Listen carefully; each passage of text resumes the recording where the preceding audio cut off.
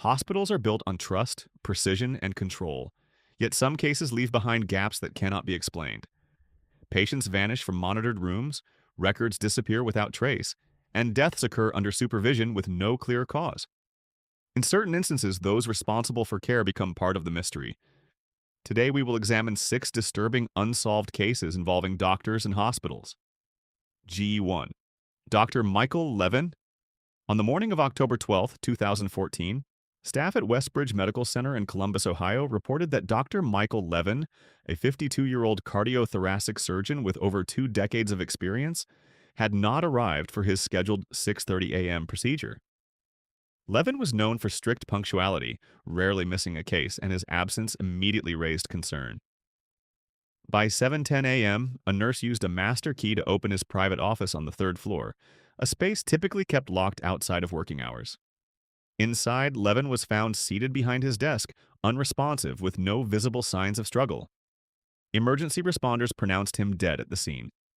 Initial observations noted that his posture appeared unusually composed, with his hands resting on a closed folder and his chair slightly angled away from the desk as if he had turned just before losing consciousness. There were no signs of forced entry, and the office showed no immediate evidence of disturbance. However, within hours, inconsistencies began to surface. According to hospital records, Levin had stayed late the previous evening, reviewing patient files related to several high-risk surgical cases scheduled for the coming week.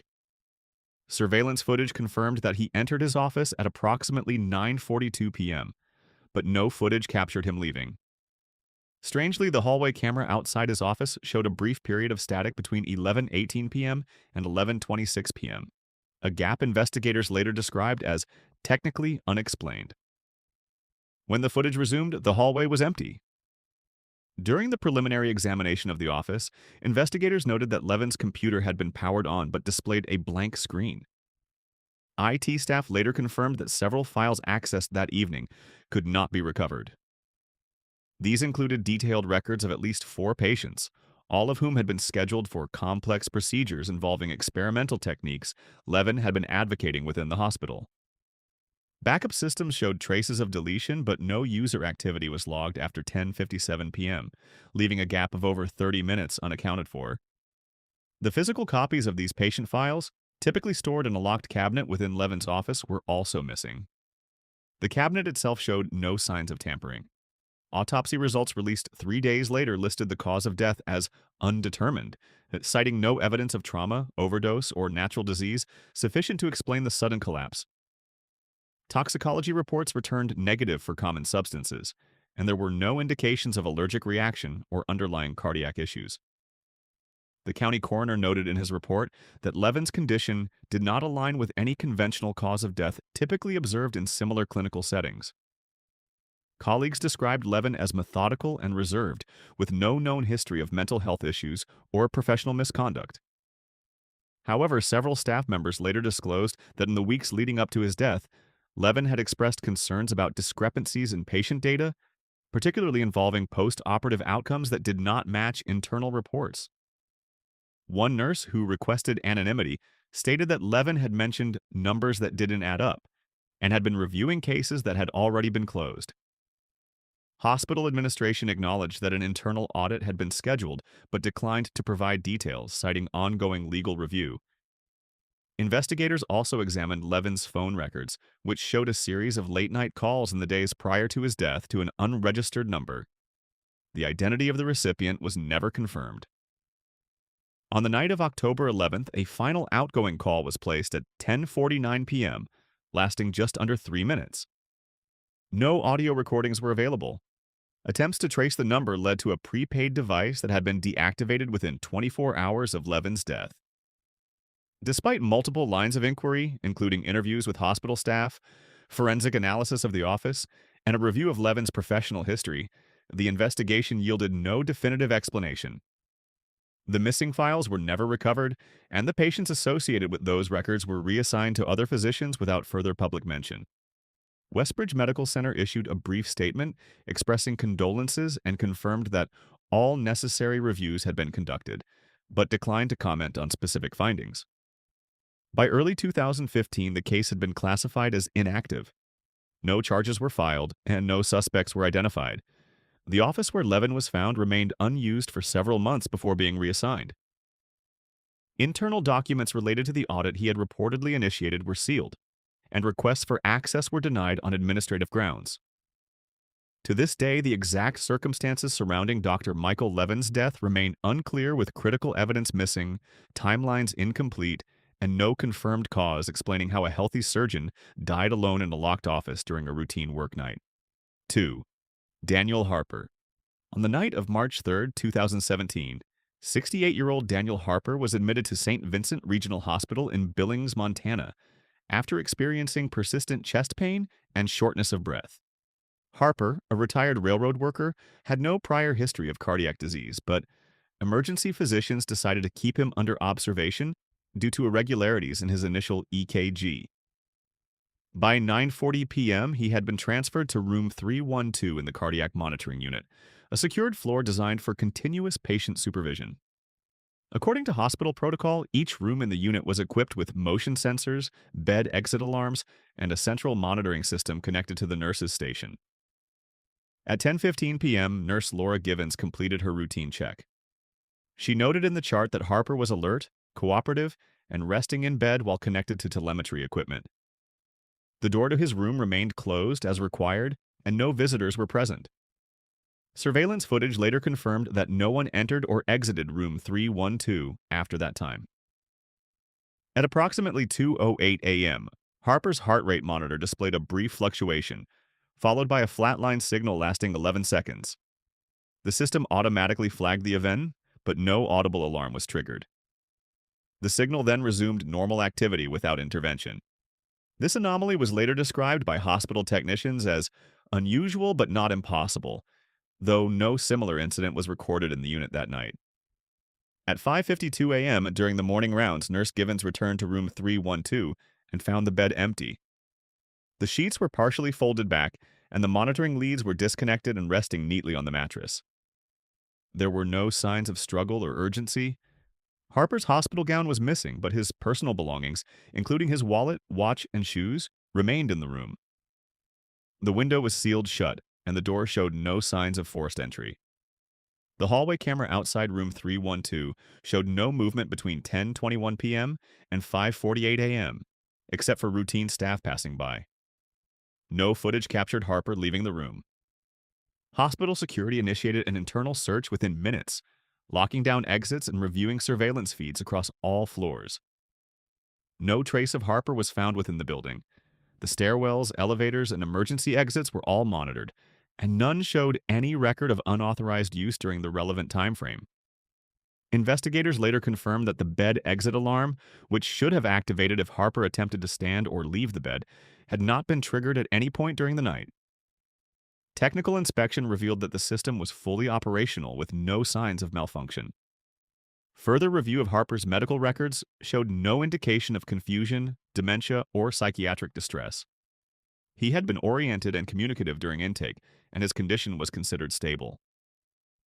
Toxicology screening conducted on blood samples taken earlier that evening revealed no substances that could impair judgment or cause disorientation. Interviews with staff yielded no clear explanation. One nurse recalled hearing a brief sound from the hallway around 2:15 a.m., described as a cart or metal object shifting, but no corresponding activity was recorded on camera. Another staff member reported that the telemetry system for room 312 briefly lost signal at approximately the same time, though this was not logged as a critical event. Investigators also examined the possibility of unauthorized access. However, access logs for the unit's secured entry points showed no irregularities. All staff badges were accounted for, and no unauthorized entries were recorded. The hospital's internal report concluded that no verifiable pathway of exit could be established. Law enforcement expanded the search to the surrounding area, including nearby streets, parking structures, and adjacent buildings. No witnesses reported seeing Harper, and no physical evidence was recovered. His phone, which had been left in the room, showed no activity after 9:58 p.m. His bank accounts remained untouched, and there was no indication of travel or communication after his admission. The case drew limited media attention at the time, and no public statements were made by the hospital beyond confirming that a patient had been reported missing. Harper's family described the disappearance as completely out of character. According to his daughter, he had been planning a routine follow-up visit the next day and had no reason to leave the hospital without notice. Despite ongoing investigation over the following months, no new information emerged. The telemetry anomaly, the absence of alarm activation, and the lack of surveillance evidence remained unexplained. In 2018, the case was officially classified as a missing person investigation with no signs of foul play, though no alternative explanation was provided. As of today, Daniel Harper has not been located, and no confirmed evidence has surfaced to explain how a monitored patient disappeared overnight from a secured hospital room without triggering any alarms or leaving any trace behind. 3. Rachel Dunning. Between 2009 and 2012, St. Mark's General Hospital in Des Moines, Iowa, recorded an unusual cluster of patient deaths in its overnight intensive care unit. The cases were initially treated as isolated medical events, attributed to complications in already critical patients. However, an internal review conducted in early 2013 identified a pattern that had not been previously addressed. In at least 11 of those deaths, registered nurse Rachel Dunning had been assigned as the primary caregiver during the final hours. Dunning, 34 at the time, had worked at St. Mark's for nearly 7 years and was considered experienced and reliable. Her performance evaluations were consistently above average, and she was often assigned to high-risk patients due to her ability to manage complex cases under pressure. The review did not begin as a criminal inquiry, but as part of a routine quality assurance audit following concerns raised by a newly appointed supervisor. According to internal documents later obtained by local media, the supervisor had noted that several patients who were previously stable had experienced sudden and unexplained deterioration during Dunning's shifts.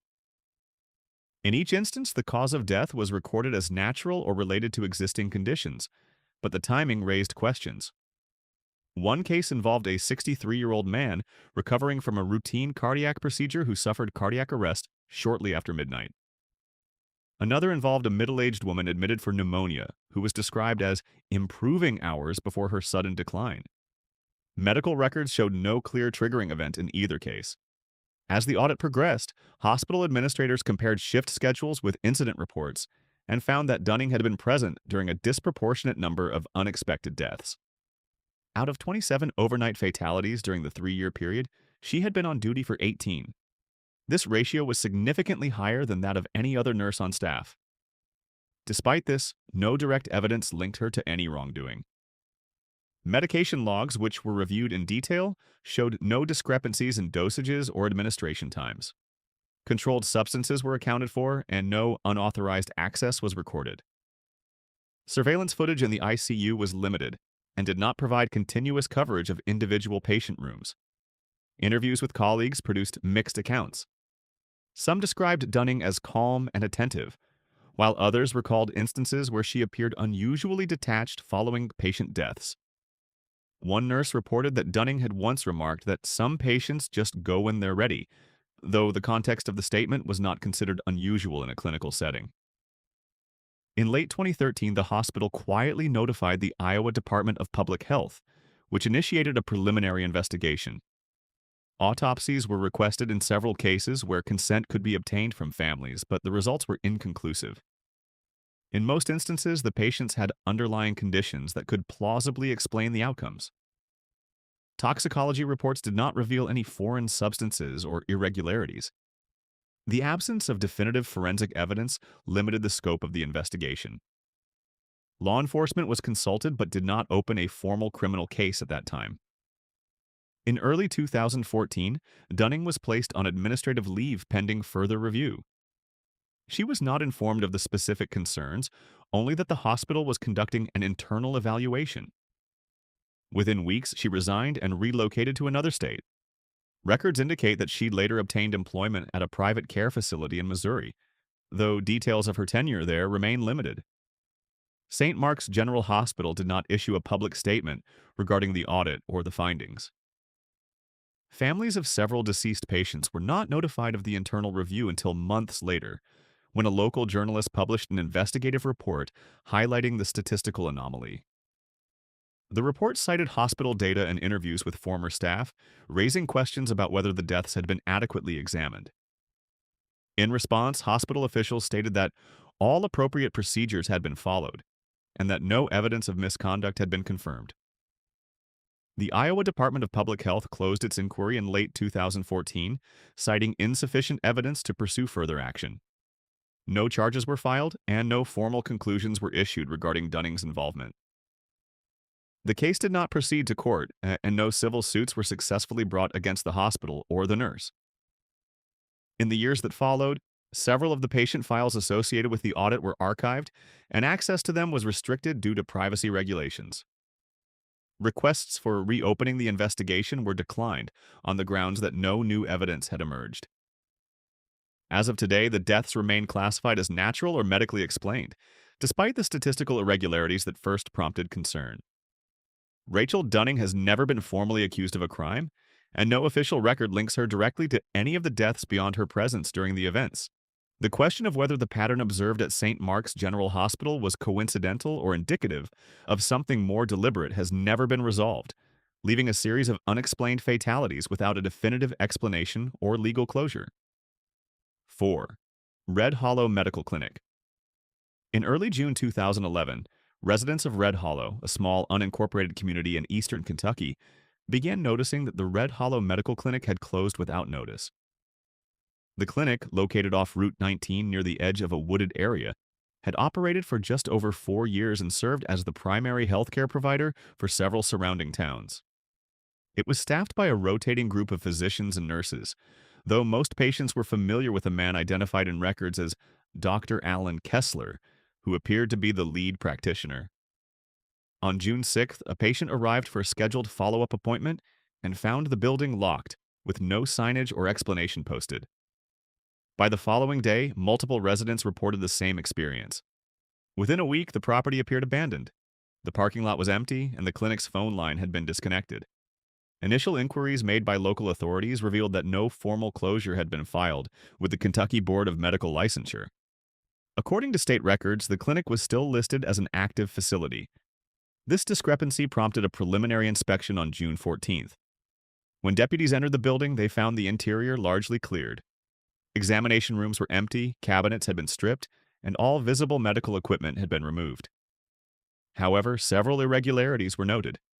In one room, an operating light remained mounted to the ceiling, positioned above an examination table that had been left behind. The table showed signs of repeated use, including surface wear inconsistent with standard outpatient procedures. No surgical permits had been issued for the facility, and the clinic was not licensed to perform invasive operations. Further inspection uncovered a locked storage room at the rear of the building.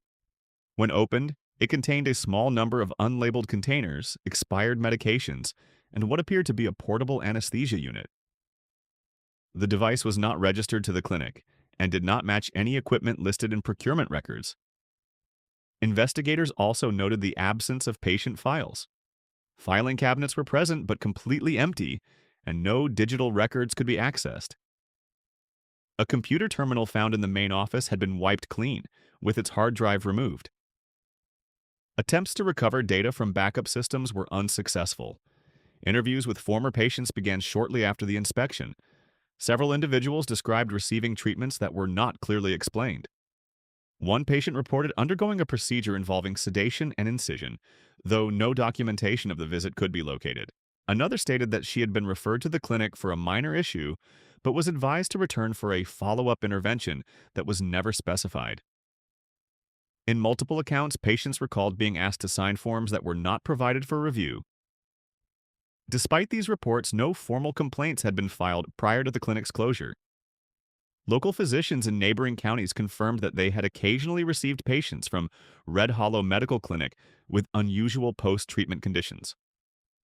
One doctor noted that a patient arrived with sutures inconsistent with any procedure listed in the referral notes. When contacted, the clinic had not responded to requests for clarification. Investigators attempted to verify the credentials of Dr. Alan Kessler, but no active medical license under that name could be found in Kentucky or surrounding states. A similar name appeared in a revoked license record from another jurisdiction, but the identification could not be confirmed. Employment records for the clinic were incomplete, and no payroll documentation was recovered. The property itself was registered under a limited liability company based in Delaware, with no direct ties to individuals residing in Kentucky. Efforts to trace the ownership structure led to a series of shell entities, none of which could be conclusively linked to the clinic's operations. By late July 2011, the case had been referred to the state attorney general's office, but no formal charges were filed. The lack of records, combined with the absence of identifiable staff, limited the scope of the investigation. The building remained vacant for several years before being sold at auction. Subsequent owners reported no remaining equipment or documentation on site. Requests for further inquiry were declined due to insufficient evidence and the passage of time. As of today, the circumstances surrounding the abrupt closure of Red Hollow Medical Clinic remain unresolved, with no confirmed explanation for the reported procedures, the missing records, or the identities of those who operated the facility. 5. Kevin Morales. In September 2018, 27-year-old medical intern Kevin Morales began his second rotation at St. Catherine's Medical Center in Phoenix, Arizona, assigned to the hospital's internal medicine department. Morales had graduated near the top of his class and was known among supervisors for his attention to detail, particularly in electronic record systems. His responsibilities included reviewing patient charts, updating treatment logs, and assisting attending physicians with data entry related to ongoing cases. According to internal reports, Morales first raised concerns on September 14th, when he noticed discrepancies between recorded treatment times and medication administration logs in several patient files. In at least 3 cases, medications were listed as administered hours after patients had already been discharged or transferred. Initially, these inconsistencies were attributed to clerical errors. However, over the following days, Morales continued documenting similar irregularities across multiple departments, including cardiology and post-operative care. On September 18th, Morales sent an internal email to his supervising physician, Dr. Laura Bennett, outlining what he described as systematic inconsistencies in time-stamped entries that do not align with patient movement or staff activity. He attached a spreadsheet detailing over 40 instances where data entries appeared to have been altered or overwritten. Dr. Bennett acknowledged the message and forwarded it to the hospital's IT department for review. According to email records later obtained during the investigation, Morales followed up twice within the next 48 hours, expressing concern that the issue was ongoing and potentially affecting current patient care. On the evening of September 20th, Morales remained at the hospital past his scheduled shift, reportedly to continue reviewing records. Security logs confirmed that he accessed the internal database from a workstation in the administrative wing at approximately 8:17 p.m. Surveillance footage showed him entering the records office alone. At 9:03 p.m., a brief system outage was recorded, affecting several terminals on the same floor. The outage lasted approximately 7 minutes. When systems were restored, Morales' workstation was found logged out, and no further activity was recorded under his credentials. At 6:45 a.m. the following morning, Morales failed to report for his scheduled shift. Attempts to contact him by phone were unsuccessful. His apartment, located less than 2 miles from the hospital, was found locked with no signs of disturbance. Personal items, including his wallet, laptop, and identification, were still inside. His vehicle was located in the hospital parking structure, parked in the same space recorded the previous evening. Hospital administration initially treated the absence as a personal matter, but after 48 hours with no contact, local authorities were notified. An investigation was opened by the Phoenix Police Department on September 23rd. Interviews with staff revealed that Morales had not discussed his concerns widely, but had mentioned to one colleague that something in the system doesn't match what's happening in real time. The colleague reported that Morales appeared focused but not distressed. IT personnel conducted a review of the hospital's data logs and confirmed that several entries identified by Morales had been modified after their original timestamps. However, the system's audit trail did not clearly indicate who had made the changes. In some cases, user IDs associated with the edits were inactive or could not be traced to current staff. The outage recorded on the night of Morales' disappearance was attributed to a server synchronization error, though no detailed explanation was provided. Surveillance footage from the administrative wing showed no clear record of Morales leaving the building. Cameras covering the hallway outside the records office captured intermittent static between 8:58 p.m. and 9:10 p.m., overlapping with the system outage. When the feed resumed, the hallway appeared empty.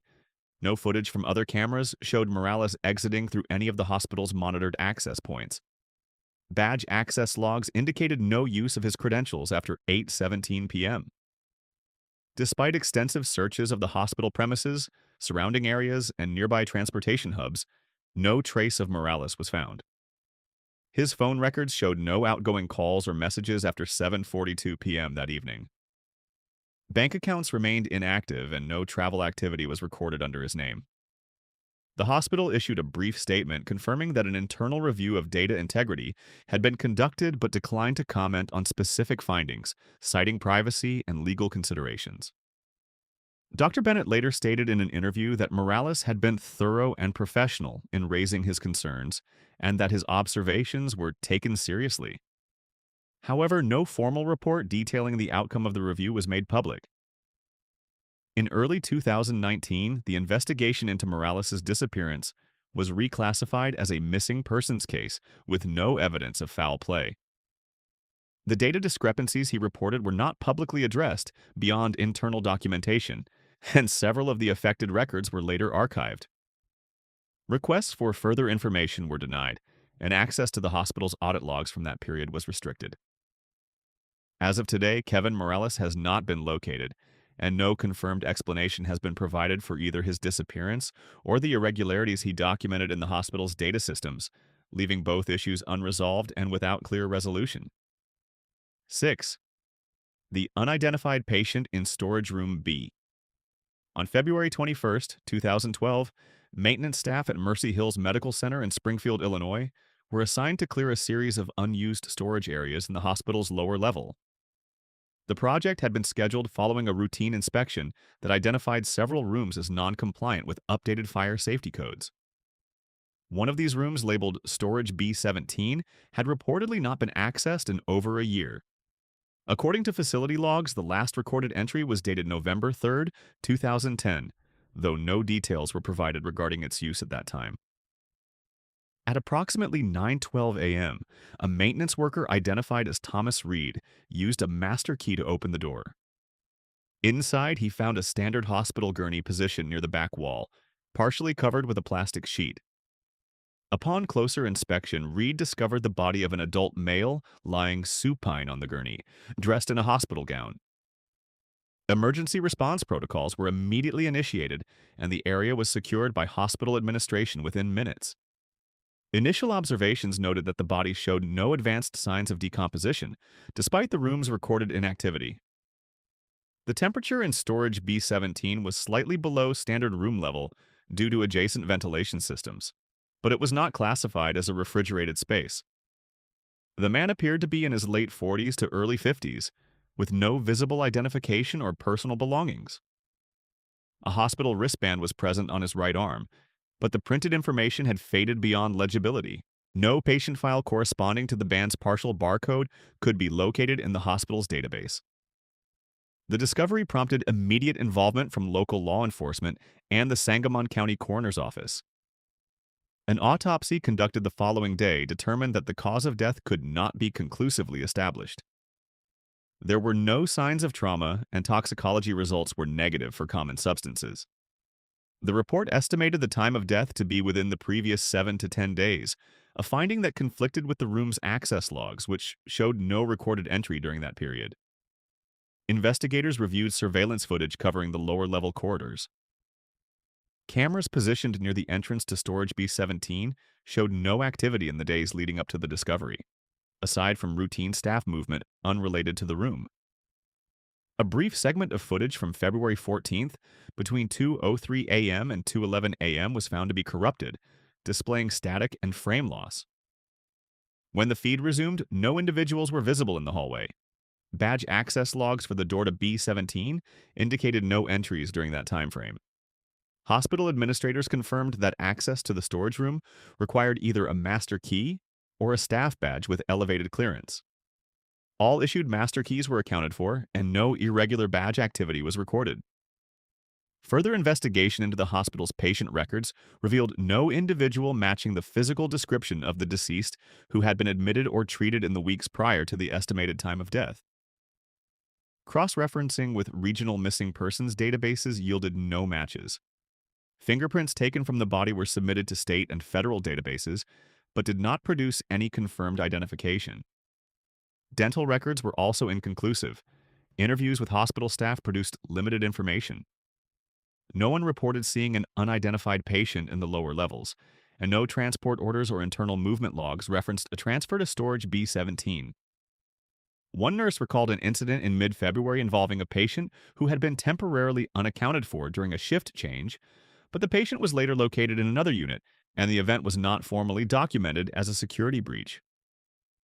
Investigators considered the possibility that the body had been moved post-mortem, but no evidence of transport or handling was found.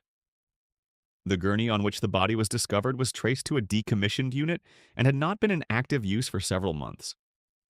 The plastic covering showed no signs of recent disturbance, and no fingerprints other than those of the maintenance worker were recovered from the immediate area.